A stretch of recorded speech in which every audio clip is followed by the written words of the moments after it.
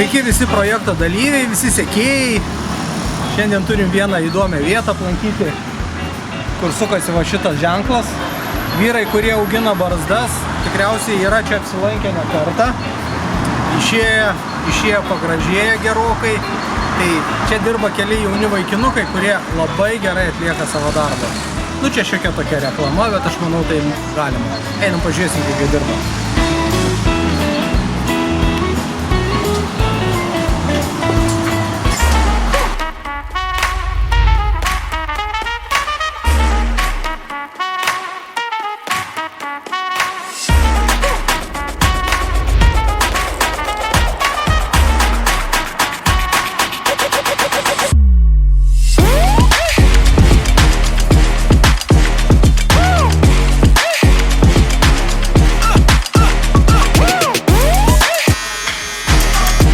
Ir kava pavaišina ir apkerpa.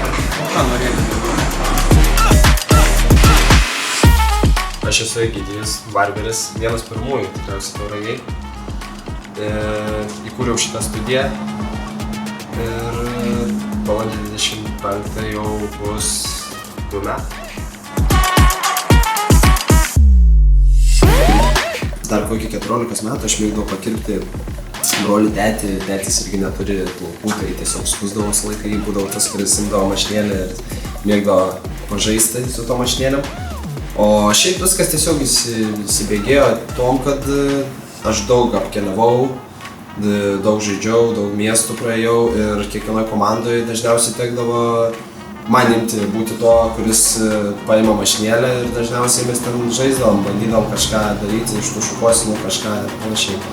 Ir didžiausias postūmis labiausiai tikriausiai buvo, kad ta pirmoji karantino banga, kai reikėjo draugus gelbėti, šeimos narius ir panašiai.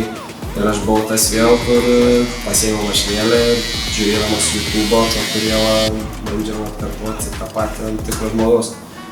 Tai taip viskas prasidėjo. Paskui jau viskas išsirituliavo iki to, kad atsidūriau Klaipėdoje Barbaščioke.